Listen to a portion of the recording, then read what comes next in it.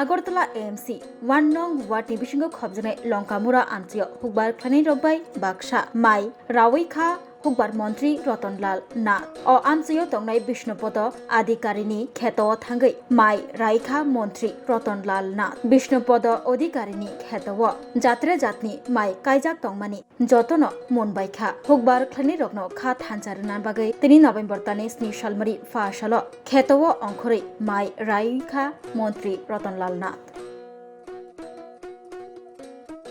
এই জায়গাটার নাম হলো লঙ্কামোড়া। আগে থেকে এই জায়গাটায় ভালো ফসল হয়,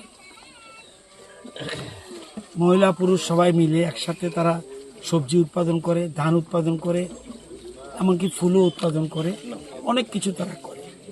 আজকে এক ভদ্রলোক সরকারি সাহায্য নিয়ে, ওনার নাম হলো বিষ্ণুপদ অধিকারী, উনি 6 ধরনের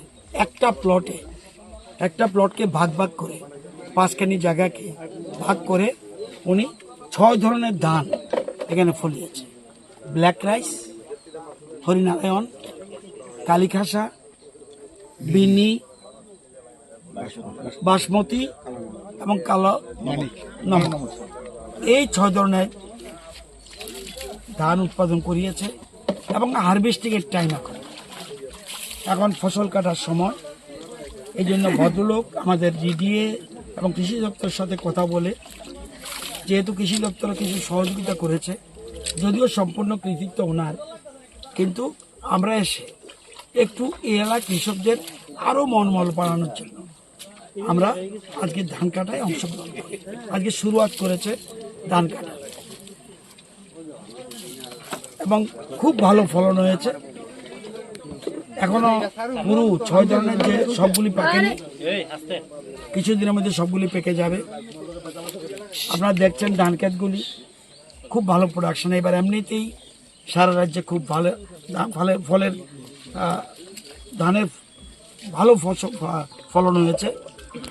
আমরা আশা করি আমাদের রাজ্যে বর্তমানে 3টা জেলা খাদ্যে স্বয়ম্বর এবং 58টা ব্লকের মধ্যে 30টা ব্লক খাদ্য স্বয়ম্বর।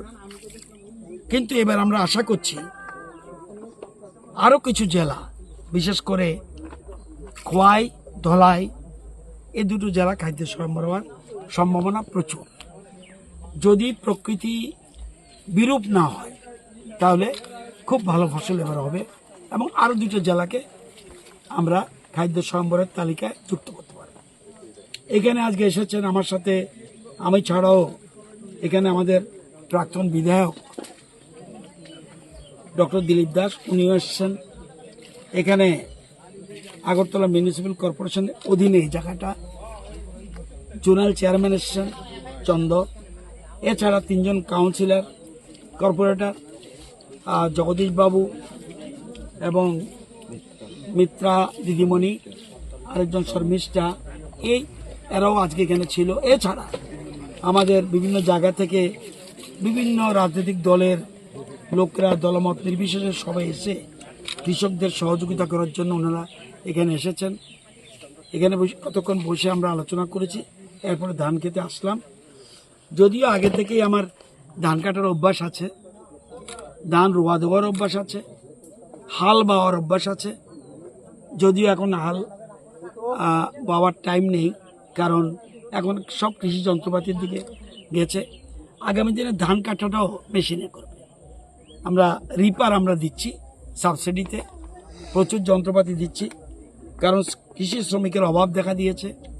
কারণ মানুষ মোটামুটি ভালো পরিস্থিতি রয়েছে সামাজিক অর্থনৈতিক দিক থেকে, সেই জন্য। কিন্তু যতই অর্থনৈতিক দিক উন্নতি হোক, আমি একটু আগেও বলেছিলাম, আগে বহির দেশের চাল না আসলে আমাদের দেশের মানুষ অনেক অভুক্ত থাকতো।